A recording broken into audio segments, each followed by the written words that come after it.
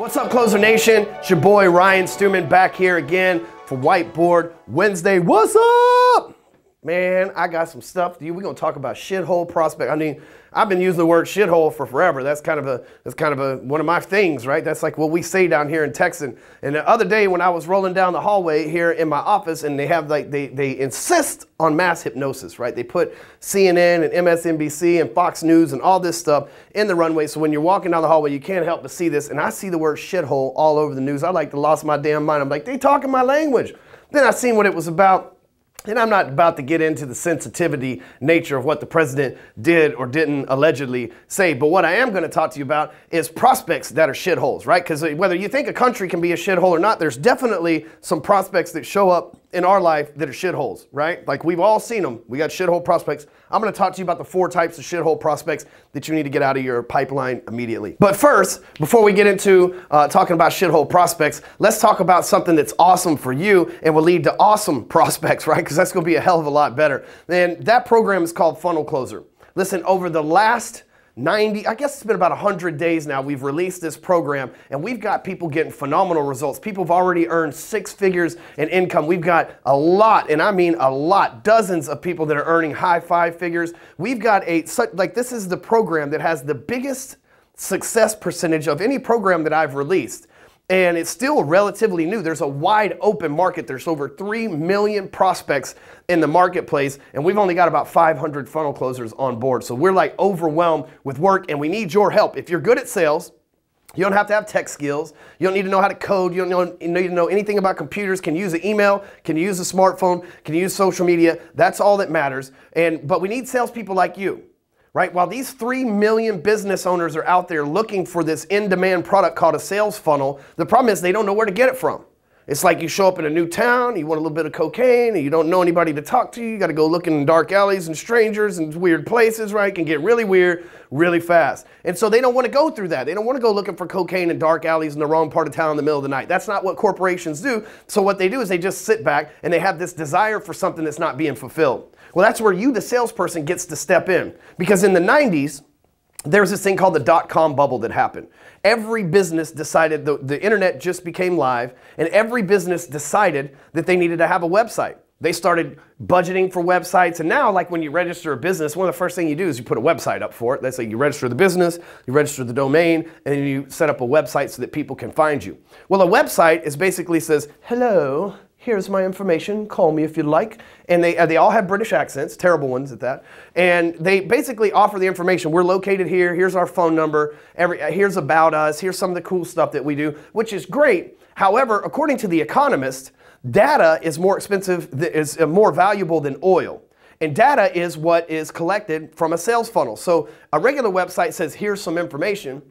A sales funnel collects the information, and information can be converted into data. And if you're going to sell a business, you have to build a database. Most venture capitalists, most investors will invest in a database before they'll actually invest in the business model, because data is more valuable than oil. Something to think about. Now, that being said, now I've given you this elaborate thing. We're in a version 2, a V2 dot-com bubble. So just like in the 90s when the dot-com bubble happened and everybody was taking off trying to get websites, now we're in this dot-com bubble version 2 where everybody's trying to get these sales funnels. So all business owners are scrambling for them. But again, they got to go looking in dark alleys in the wrong part of town and talking to sketchy people. You get to be the broker in between all of these people who can make these sales funnels, which I already provide and I already have ready for you, and all of these businesses that need them, which the world's wide open because it's not just limited to America, that you get to be the broker. As many of those businesses as you can pair up with the workers who can build the funnels, you can get a commission in between every time, and the average commission is $2,000.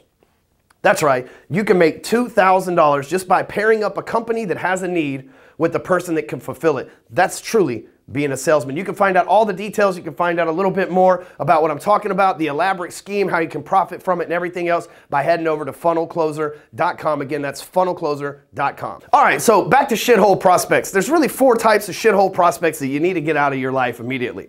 Because here's the thing, if you got prospects that are doing some of the things that I'm about to talk to you about, then what they're doing is they're taking you away from bringing value to people who can appreciate it. What they're doing is they're removing you from your element. They're taking you away from sales that you could make that could impact somebody else's life. So you want to rid yourself of shithole prospects as soon as humanly possible. And the first thing you got to do is you got to keep your eye out for them. right? Once you know when they show up, once you know, then you can keep your eye out for them. The first time is the angry person, right? If you have prospects that start off a relationship and they're all angry and negative, cut that fucking tie with them immediately. Because if they're angry in the beginning, and they're frustrated in the beginning, and they're talking shit about your competitor that may have done this, that, or for them, chances are they will do the same thing about you. Because unhappy people are just unhappy. You cannot solve, you cannot resolve their happiness. So if we just say that they're just flat out angry, and they're unhappy, don't be that person that tries to set out to make somebody else happy. That's not your job as a salesperson. Your job as a salesperson is to identify a need and fill it. If there's going to be static, if there's going to be lots of grit, if there's going to be negative reviews, if there's going to be drama and everything else from it, you just need to get that shit out of the way, because that's a shithole personality. You can leave them to do shithole stuff and you can move on to the good people, right? So if they're angry, don't mess with them. The other one is if they like to gossip. Right? Because listen, things are going to go wrong in our business. And if you get on a sales call with somebody and they immediately start talking about other people and other businesses in a negative light and telling you this person's business and that person's business, you got to stay away from them, because guess what? The more that they learn about you, they're going to be starting to tell other people your business as well. And listen, we all got some shit that we ain't proud of, right? I've been to prison twice. I'm not proud of that. It's part of my journey, but I'm definitely not proud of it. I don't wear it like a badge of honor, like, haha, ex-con right here. Like, that's not my style. Right? So we've all got something, and every time somebody gets mad at me, what's the first thing that they do? They go, he's a fucking ex-con, right? That's the first thing that they can do, because they think that, at first they think that's going to hurt me, like emotionally, and it does. It fucking tears me down, people, you fucking assholes. Just break the fucking camera for a minute. Then, on top of that, right, so they think that affects me, but what they're doing is they're gossiping about other people. They're going to gossip about you too. So what you got to do is you just got to avoid that person from the get-go, because heaven forbid you make a mistake. Boy, you make a mistake, they're going to tell everybody in the world that you make a mistake and that you suck and how it affected them. We've all seen a prospect and all had a prospect do this to us if you've been in sales for any amount of time. The next thing is the want to talk to the manager type. Right? Like, you can spot them a mile away. Most of the time they got the same fucking haircut. You ever notice that shit? The people that ask to speak to the manager typically have the same kind of haircut. It's that I got to speak to the manager haircut, right? They're pretty fucking noticeable.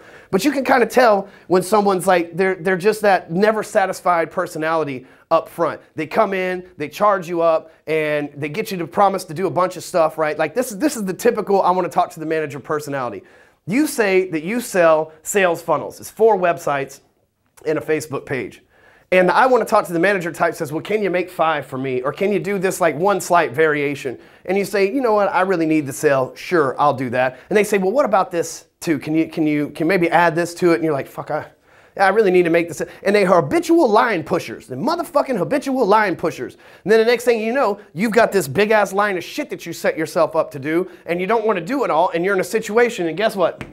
They want to talk to your damn boss. That's exactly what I want to talk to the manager on some shit that I was promised that ain't right. If you see somebody that's consistently pushing you, that's not negotiation, right? That's not negotiation at all. What they're doing is actually, that's not negotiation, that's frustration, because that's what's going to lead to in the end. And then the last type of shithole prospect that's out there is the person that knows I fucking hate these motherfuckers, right? The person that knows they ain't going to buy your shit. They know they ain't got the money for your shit. They have no interest in giving you a dime, but yet they waste your time. God damn it, I hate those people. You know what I'm talking about. The people who call you up and act like they're going to buy your shit. You get all excited about it, and then they say, well, I'm going to have to get back to you. And then you handle the objection, and they say, well, not yet. And you handle the objection, and somehow they slip through the cracks. Then those greasy bastards always wiggle their way back upstream like salmon in the wintertime, and they come back into your pipeline, and then what happens, right? You think, okay, I got him this time. I got him. He came back to me. The motherfucking be-back bus is here. Hell yeah. And then what do they do? Just like a greased pig in a southern, I'll let that slide. But just like a greased pig in a southern fair, these motherfuckers slide right through the cracks again. You can't get a hold of it, and they scream it the whole damn way, right? Time wasters. Here's how you spot time wasters. They're the ones that typically know everything that they're asking you. So if they're asking you loaded questions to test your intelligence, they're typically time wasters. So if they come to you and they have all the answers and they know everything, what the fuck did they need you for? They could have made a purchase. That's a first sign of being a time waster. So stay away from angry people, gossipy people, I want to talk to the manager haircut people, and time wasters. Those are the biggest shithole prospects that I could think of. And these 4 personality types, these 4 shithole personalities will take time away from the great people that you could be helping, improving their lives, and selling them stuff to help them enrich their quality of life and the way that they're living, or enrich the bottom line of their business, or whatever product that you sell. Just stay away from these four motherfuckers. They're toxic. Make sure you share this with somebody. Make sure you tell them to stay away from these motherfuckers too. And just, hey, all around together, avoid shithole prospects. It's just bad bargaining chips to them. Make sure you share this, and we'll catch you next week.